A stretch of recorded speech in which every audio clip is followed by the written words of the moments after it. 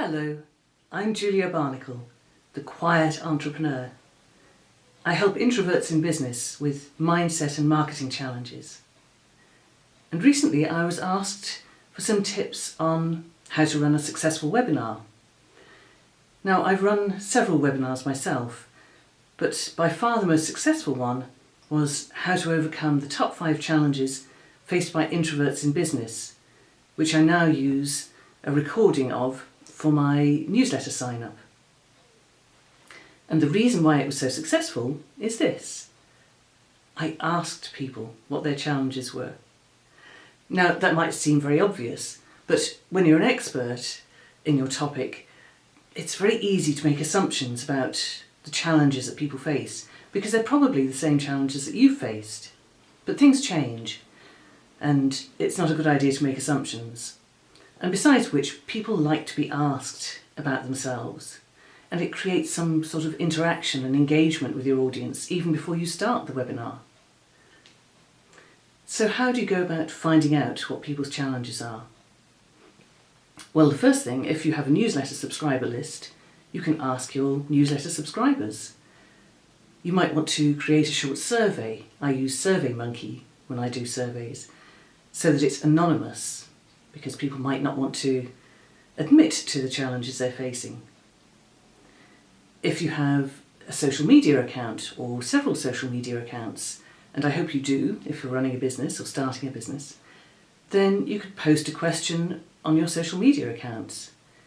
Or you could simply post a link to your webinar sign-up page, and when people sign up for your webinar, ask them what is your top challenge, or your top 3 challenges perhaps, so that you have a chance to sift through.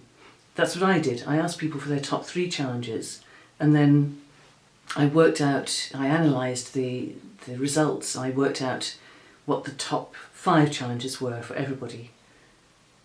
And you really need to ask as many people as you can. I asked around 100 people. Obviously, the more people you ask, the better the results will be. But even if you don't get enough results back, you are the expert in your topic, so I'm sure that you can come up with some challenges that are going to be relevant anyway. So once you've gathered your information, you can build your webinar around those topics. And the thing about asking the question beforehand as well is webinars should really be interactive, ideally.